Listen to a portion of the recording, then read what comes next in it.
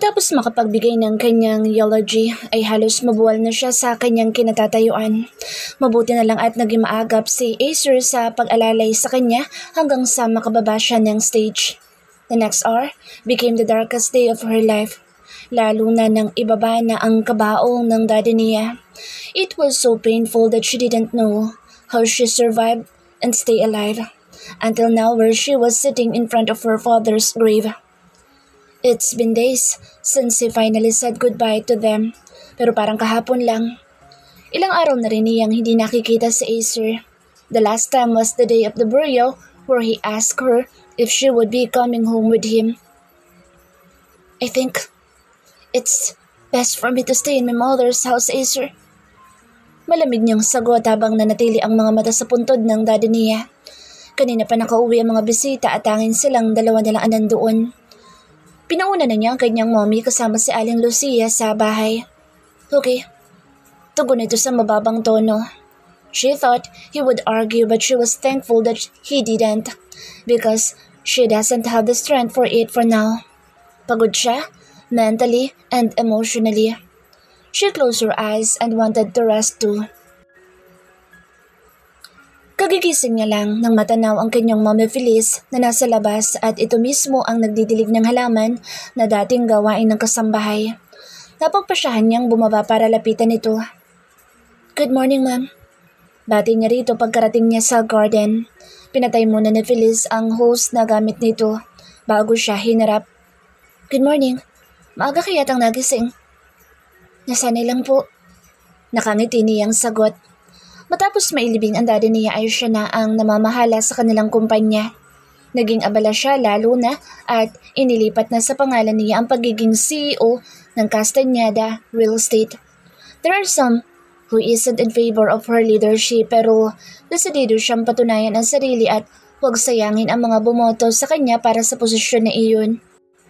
Kumusta ang pamamahala mo sa kumpanya? Ayos lang ba? Oo naman po. Dad already trained me before, Mom. Kaya naman hindi ko siya bibiguin. A faint smile escaped from her mother's lips at tumingin sa kalayuan. Ikaw, Mommy, ayos ka lang po ba? Magsisinungaling ako kung sasabihin kong ayos lang ako, Anika.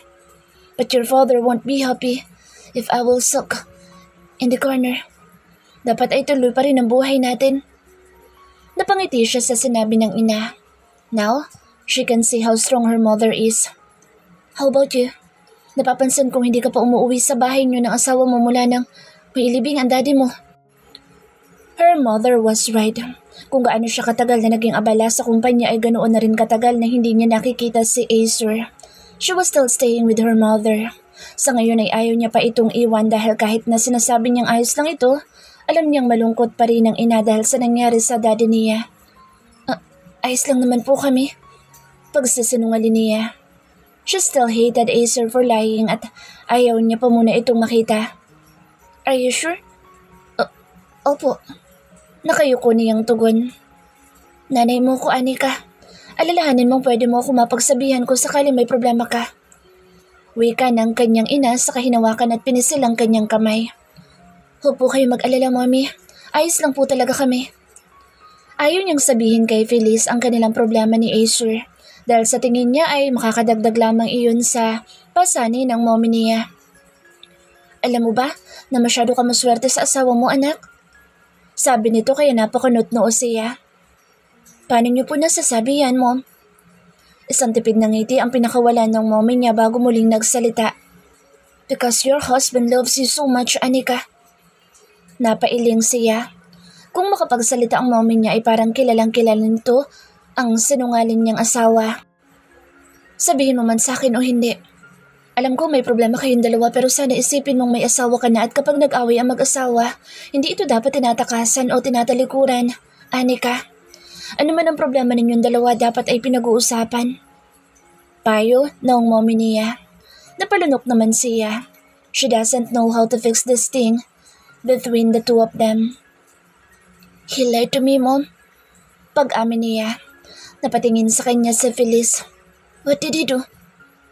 Nakiusap ako sa kanya na kakausapin ko si Daddy pero ang sabi niya ay nagkausap na sila. Yun pala, wala na si Dad. Salaysay niya. I really hate him at hindi ko alam kung mapapatawad ko pa ba siya. Anika, you shouldn't hate your husband for it. At bakit hindi? Ayos lang ba sa inyo yung ginawa niya? Naguguluhan niyang tanong. Kasi, hiniling yun ng daddy mo sa kanya, anak. What? The day you called your dad after your wedding, ay hindi totoong pumunta kami ng Barcelona. We were at the hospital and maybe your father already knew what will happen in the next few days or weeks kaya nakiusap siya sa asawa mo na ilayo ka muna sa Maynila. Kwento ng mommy niya. Tuluyang nalaglag ang kanyang pinipigilang luha. All this time ay sinisi niya ang asawa niya, gayong wala pala itong kasalanan. And Acer let her blame him para maibuhos niyang frustration niya. Acer didn't like the idea kasi mas gusto niya makasama mo pa ang daddy mo. But he was stubborn. Acer respected your dad so much at kahit noong galing ka sa isla, ay pinuntahan ng asawa mo ang daddy mo sa ospital para humingi ng tawad at formal na hingin ang kamay mo sa amin, Anika. Oh my God! Natutup niya ang kanyang bibig. All this time ay busy siya sa galit niya pero wala man lang siyang kamalay-malay tungkol sa mga bagay na iyon. Kaya nga diba sabi ko sa iyo noong bago ang engagement party mo na, maybe your husband loves surprises? Siya mismo nagsabi sa amin ng linya mo iyon. He even asked forgiveness from your father dahil nagsinungaling siya sa iyo noong nasa isla pa lang kayong dalawa. I didn't know. Mahinang anas niya. This is so much to take for a revelation. Totoong mahal siya ni Acer noon pa man. Muli niyang naalala nung araw na kararating niya lang sa ospital mula sa Lava Cafe. She saw a familiar back of a man. Dati ay hindi siya naniniwala na sa Acer nga iyon pero ngayon ay alam na niya ang totoo. Sa Acer nakita niya and maybe that was the time when he talked to her father. Nakiusap din siya sa daddy mo. Ayaw niya magsinungaling sa iyo but it was so hard for your dad to let go. True, kapag nasaksihan mo ang kanyang pagkawala. Your dad didn't want you to suffer so much. Kaya mas pinili niyang huwag agad ipaalam sa iyo. I'm really sorry, anak. It was your dad's dying wish and we cannot ignore it. Walang tinig na lumabas sa kanyang lalamunan at tanging mahihinang hikbilang ang namayanis sa buong hardin. Tumayo ang mommy niya at niyakap siya ng mahigpit kaya mas lalo siyang napaiyak. Tahan na, anak. Your dad won't be happy to see us crying right now. Alam nito sa kanya. Matapos ang ilang minuto ay tiningala niya sa Feliz para humingi ng payo. Mom, what will I do? I think I messed up. Nakasimangot niyang saada. Matamis na ngumiti ang mommy niya at tinaplos ang kanyang pisngi. When you're at fault, it's not that hard to say sorry, anak. Napatango na lang siya sa payo ni Feliz. She just wishes that Acer isn't that mad at her. Matapos ang madramang tagpo nila ng mommy niya ay napagpasyahan niyang maligo at mag-ayos. Tumawag na siya kay Isme at sabi nito na pumasok sa opisina ang asawa niya. It was so damn frustrating that she didn't have his number. Anong klaseng asawa ba siya? Mabuti na lang at hindi siya papasok sa opisina ngayon. She has the time to go to Acer's office and pay a visit. Napatingin siya sa kanyang kamay. Her engagement and wedding ring are all missing. Sa galit niya hinubad niya itong pareho at itinago. Now it's time for her to wear it again and never remove it forever. Kabado siya habang lula ng elevator. This is the first time na tumapak siya sa opisina ni Acer simula na maging mag-asawa sila. She even talked to the receptionist na to inform Acer that she's here because it's a surprise. Mabuti na lang at pumayag ito. Pagkabukas ng elevator ay bumungad sa kanya isang maaliwalas na lugar. It was a mixture of black and white. Halatang lalaki ang may-ari ng opisina at agad na tumayo ang isang babae na marahil ay secretary ni Acer. Bakas ang pagkasurpresa sa mukha nito. I'm sorry, Mom, but Mr. Voldemort doesn't want to be disturbed. Walang emosyon itong Saad. She sighed. She doesn't have time for this appointment thing, so maybe it's time to use the wife card power. I'm his wife, at may sadya ako sa kanya kaya papasok ako. Anya sa kanalampasan ng babae. Dahan-dahan niyang pinihid ang doorknob ng opisina, pero napatigil siya na makarinig ng hagikik mula sa loob. Come on, Acer. You fix it. Malambing na wika ng nasa loob. She hadn't seen anything yet and her heart started to clench already. Sa kaunting siwang ng pinto ay sumilip siya at nakita ang asawa niya na may inaayos sa likod na isang saksing babae. Stop moving, Kate. Ani Acer sa baritonong boses. I can't help it. Your hands tickles. Tumatawang tugon ng babae. Mapaklas siyang napangiti. So this is why his secretary told her that he doesn't want to be disturbed because he's spending time with Kate. She guessed it's a wrong timing then. Maingat niya isanra ang pinto at naglakad pabalik sa mesa ng secretary ni Acer. Just don't tell him that I dropped by. Anya't hindi na ito hinintay pang makasagot dahil dumiretso na siya sa elevator pababa. As the door closed, her stupid tears fell that made her annoyed even more. Hinamig muna niya ang sarili sa loob ng kanyang RD bago naisipang lisanin ng kumpanya ni Acer. Even though her heart is aching ay wala siyang planong magpakamatay, kaya mas mabuting mahinahon na siya kapag nagmamaneho. That bitchy Kate would be the happiest woman in the whole world kapag nagkataon. Maya-maya pa'y tumunog ang kanyang cellphone. Napakunot noo siya nang mabasa ang pangalan ng caller. Very handsome husband. Kaya napasimangot siya. She didn't know she had his number. Ito pala ang naglagay nito doon. Pinili na lang niyang huwag muna itong sagutin at baka kung ano na naman ang masabi niya. She understand she had a spare of mistakes in their marriage too pero wala itong karapatang lumandi ng iba. Nagmaneho siya patungong Lava Cafe. She already called Wilma at nagkausap silang doon na lang magkita. Habang hinihintay niya ito ay panayang scroll niya sa social media dahil sa walang sawang pagtawag ni Acer sa cellphone niya ay naisipan niyang i-block ang lalaki. Nag-text pa ito sa kanya na may importante itong meeting at kailangan nilang mag-usap mamaya. Ulul, bahala siya sa buhay niya. Habang tumitingin siya sa kanyang IG ay lumitaw ang picture ni Wilma at ang best man ni Acer sa kasal nila. The uploader is from a user Troy, 95. Agad na nakakuha ng kanyang pansin na isang nag-heart doon na may username na Kate. She hurriedly clicked the account at hindi siya nagkamali. It was the woman who introduced herself as Acer's girlfriend. She was a car racer based on her pictures. Her curiosity made her scroll over the account that only caused her much more pain. Marami silang larawan ni Acer and almost all of it is taken somewhere private. Naroon pang picture habang tulog sa kamang asawa niya at walang damit pang itaas. Kusang pumatak ang mga luha niya dahil sa pinaghalong galit at panibugho. They've got so many memories together and like her. Bestie! Dali-dali niyang pinahid ang luha sa mga mata para hindi siya mapansin ng kaibigan. How's the new CEO? Paburger ka naman? Pambabus ka nito. Napailing na lang siya sa sinabi ng kaibigan. She's really not in the mood to play with her jokes right now. Marahil ay napansin nito ang pagiging tahimik niya kaya agad naman itong tumigil. Ano nangyari at parang Biyernes Santo yung mukha mo? Ani ka? Wala. Pagod lang ako sa trabaho. Matamlay niyang tugon. Mataman siyang tinitigan ng babae bago nagpakawala na isang buntong hininga. Alam ko yung mga itsurang ganyan eh. Anito kaya nagtataka niya itong tiningnan. Sigurado akong LQ kayo na asawa mo. Bulalas nito. Imbes na sagutin ay pinasaka na lang niya ng cake ang bibig ng babae para matigil na ito sa kakadada. Bestie, gala tayo sa club? Ayaw niya rito. She doesn't understand pero tip niyang maglasing ngayong araw. Nababaliw ka na ba? Sinong club ba magbubukas para sa atin ng ganitong oras?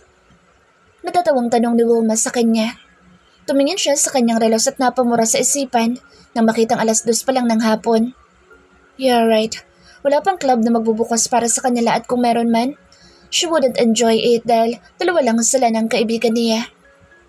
At dahil doon ay ginugol na lang nilang dalawa ang sarili sa panonood ng sine. Boring ang palabas pero dahil madaldal ang kasama niya ay nakakatuwa na rin iyon. Gabi na silang nakalabas ng mall at doon na rin naghapunan. She already turned her phone off dahil ayaw niya na istorbo.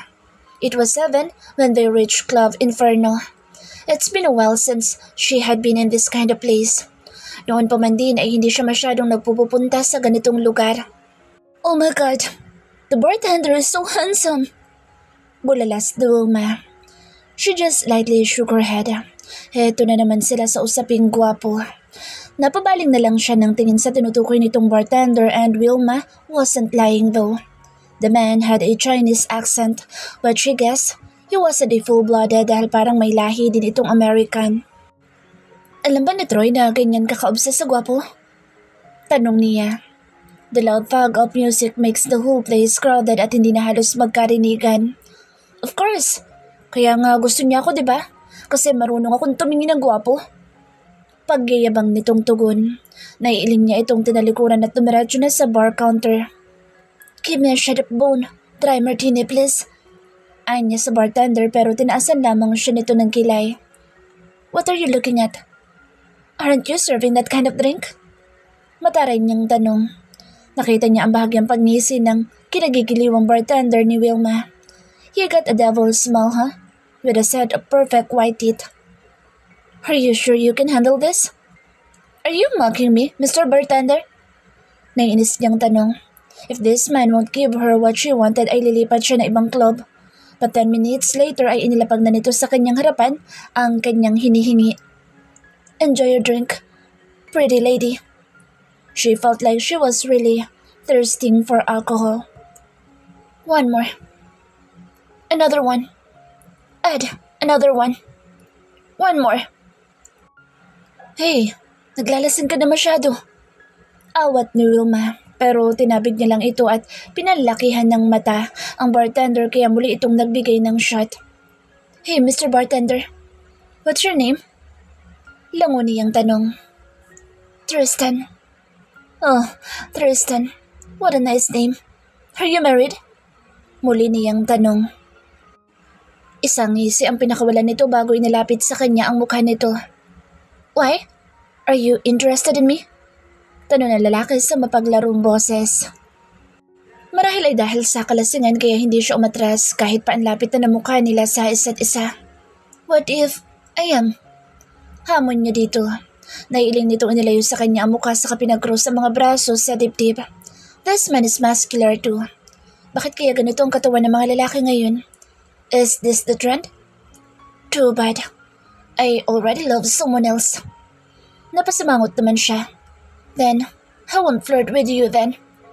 Anya sabay tayo sa upuan. Saan ka pupunta, bestie? Nag-aalalang tanong ni Wilma. Hinarap niya ito at kahit halos pipikit na ang mata niya ay kita niya pa rin ang umuusok na ilong ng kaibigan dahil sa inis sa kanya kaya nginisian niya ito. Just enjoy your own, bestie. I'm gonna find fun tonight. Nakangiti niyang ana saka tumalikod na at nagpagawang-gawang sa paglalakad patungong dance floor.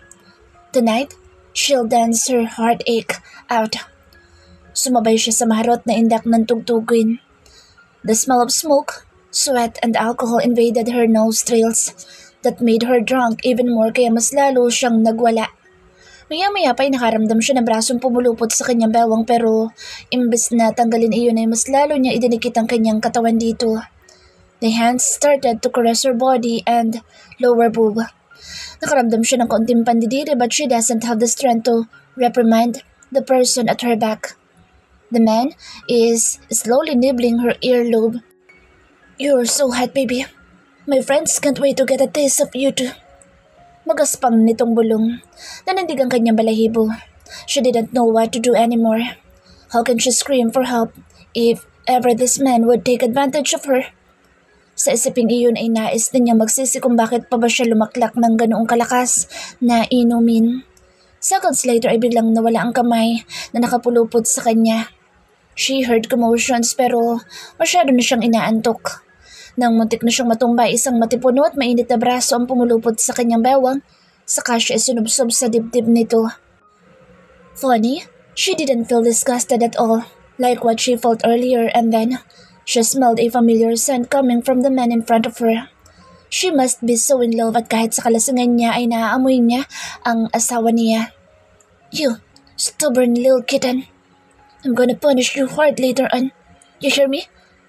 May pagbabanta sa boss nito pero imbis na matakot siya ay humagikik pa siya sa sinabi ng lalaki.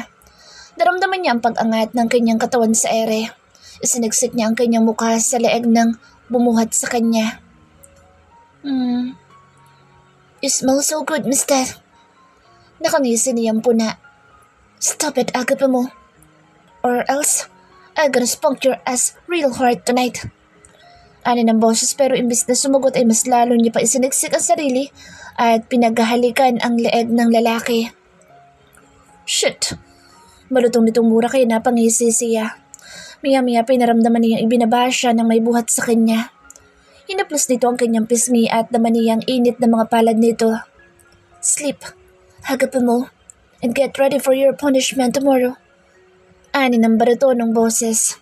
Dahil sa pagod at kalasingan, ay hinil na siya ng antok at hindi na alam pa ang mga sumunod na nangyari. Nagising sa Anika dahil sa labis na pananakit ng kanyang sentido. Sinubukan niya umunat pero nakaramdam din siya ng labis na pananakit ng katawan. She also realized that her precious cherry was swollen down there. Muling nag-replay sa utak niya ang nangyari kagabi. She went to the club and got drunk. Then she danced and then... Oh my God! Bulalas niya at agad na napabalikos ng bangon. The blanket that covered her upper body fell off, which made her see the red marks all over her boobs. Napahilamos siya ng mukha at nagsimula na lumukob ang kaba sa kanyang dibdib. What has she done? Good morning, little hard-headed drunkard. Wife? Nagising sa Anika dahil sa labis na pananakit ng kanyang sentido. Sinubukan niya umunat pero nakaramdam din siya ng labis na pananakit ng katawan. She also realized that her precious cherry was swollen down there. Muling nag-replay sa utak niya ang nangyari kagabi. She went to the club and got drunk. Then she danced and then...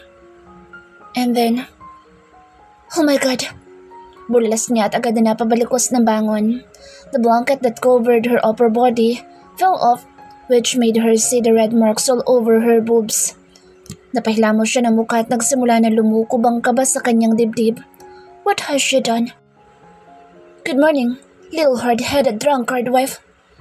Bati sa kanya ng baritonong boses. Agad siyang nag-angat ng tingin at hinanap ang pinanggalingan ng boses. There, she saw her husband who was also half naked while staring at her intently in the corner. Nakaramdam siya ng labis na ginhawa ng mapagtantong ligtas siya. She was with her husband and not with another man. Ngayon nilang dinapansin na nasa kwarto pala siya ni Acer. Ano nangyari? Mahina niyang tanong. You were drunk last night and almost got molested if I didn't come at the right time. Tiimbagang nitong wika. Napayuko na lang siya. She doesn't have the strength to argue or defend herself dahil kasalanan niya ang nangyari kagabi. Humakbang sa Acer at umupo sa gilid ng kama. Sa kamarahang iniangat ang kanyang muka para magtama ang kanilang mga mata. There was a hint of anger found in his electric blue eyes, kaya napalunok siya. Do you know how you made me worry last night? May diin itong tanong. I could have killed that man who touched you, Anika. I hate that guy so much, and I'm mad at you too. You could have gotten gangbang last night. Natutop niya ang kanyang bibig sa narinig. Naalala niyang sinabi nga pala ng lalaking nakasayaw niya na tipo din siya ng mga kaibigan nito. I'm sorry. Umiiyak niyang anas. Mabilis na nagbago ang ekspresyon ng mukha ni Acer. Mula sa pagiging galit ay agad ito lumambot at masuyo siyang tiningnan. Shh! Don't cry. I'm sorry kung napagalitan kita. Malumanay nitong saad saka pinatakan ng halik sa noo. Isinagsik niya ang sarili sa katawan ng asawa at hindi alintana ang hubad niyang dibdib. She missed him so much na kung pwede lang ay hindi na siya ihiwalay pa sa mga bisig nito. Sir? Why were you with Kate yesterday? I thought you're not seeing her. Nagtatampo niyang tanong. Isang buntong hininga ang pinakawala ni Acer sa kamarahang hinaplos ang kanyang likod. She dropped by at the office yesterday. Are you always that sweet to her? No. What made you say that? But I saw you too yesterday. Panay pa ang hagikik niya habang may kinakalikot ka sa likod niya. Nakasimangot niyang salaysay. She even posted a lot of your pictures in her IG na para bang kayo magkasintahan at wala kang asawa. Dagdag pa niya. She can't help rolling her eyes tuwing naalala ang tagpong iyon kahapon. I will have her delete it. Yeah, she cynically answered. Is that the reason why you left without me knowing? Malumanay nitong tanong pero hindi siya sumagot. You shouldn't have left. Agape mo. Really? After your secretary told me that you don't want to be disturbed. Tapos makikita ko lang kayo naghaharutan sa loob. Sarkastiko niyang tanong. Muling nabuhay ang inis sa kanyang dibdib sa pinag-usapan nila ngayon. Hindi siya bayolenteng tao pero parang ansarap sa pakin na Acer. Agape mo. You are my wife kaya nasa iyo lahat ng karapatan ng anumang mga bagay na tungkol sa akin. Talaga? Yup. E paano ko sabihin ko sa iyo huwag ka na makipaglapit kay Kate? Gagawin mo ba? Pangahamon niya. Maybe it's time to use that wife card power again to mark her territory. Of course I can. I told you before. What my wife wants, my wife gets it. No exemption. Seryoso nitong Saad. Sabi mo yan ha? You already broke your promise last time. Oh, that.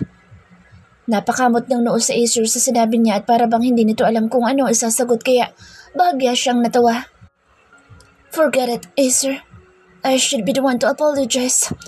I'm sorry about everything I've said last time. Panimula niya. It's alright, Agape mo. You already said you're sorry last night. Nito na nagpaangat ng kanyang tingin. What do you mean? Taka niyang tanong. You don't remember what you said last night? Umiling siya bilang tugon. All she remembered was the awful event about the pervert guy. Bukod doon ay wala na. You said you're sorry about pushing me away and for ignoring me. For everything, Agape mo. And I already forgave you. So there's nothing you should be sorry about. Except for what you did last night. Agad siyang napasimangot at tiningnan nito ng masama. I think we're already even, Acer. Asik pa niya. Tinaasan siya nito ng kilay na para bang nagtatanong kung bakit. Hinila niya ang kumot at itinakip sa kanyang hubad na dibdib pero agad siyang pinigilan ng asawa. Leave it like that. I like that view so much. Nakangisin tukso nito sa kanya. Mabilis siyang kumuha ng unan sa kainihampas ng malakas sa lalaki. Pero tawa lang ito ng tawa. You're such a pervert, Acer. What's wrong with that? I'm your husband, and I know you like it the way you used to be. Paliwanag pa nito. Pinamulahan siya ng pisngi sa narinig kaya mas lalong tumalim ang kanyang mga mata. What did you do to me last night? Pinagsamantalahan mo talaga ang kahinaan ko, no? Ako sa niya rito. Oh, take it easy, woman. You're the one who initiated doing it last night. I should have been the one to punish you pero sa mga nangyari kagabi parang nabaliktad pa yata dahil kahit pagod na ako, pinilit mo pa rin ako. Sabi pa nito at sinabayan ng nagdadalamhating expression ang mukha. Hindi siya makapaniwalang tumingin sa asawa. You're lying. Hindi ko magagawa yun, no? You already did it, though. Tugon nito habang may pinipigilang ngiti sa labi. Pagod na nga itong alaga ako kagabi. I hate you. I love you, Agape mo. Sagot ni Acer at hinuli ang kanyang labi. Stop getting jealous dahil ikaw lang naman ang mahal ko. Habang tumatagal ay palalim ng palalim ang halik nito kaya sinusubukan niya itong pigilan. Stop it, Acer. I have a meeting by 10 this morning. Awat niya habang nararamdaman ang mga halik nito sa kanyang leeg. Hinatid siya mismo ni Acer sa kanyang kumpanya. Ayaw pa sana siyang tigilan na lalaki kung hindi niya lang ito pinagalitan. The meeting today was a big fish kaya kailangan hindi siya malate. She can't afford to be criticized by her own company just because she is a woman who doesn't have capability. She will prove to everyone her power when it comes to business. I can't get enough of you. Nakasimangot na reklamo ni Acer. Sus, para namang hindi tayo magkikita mamaya. We can even call each other then. Natatawa niyang suggestion.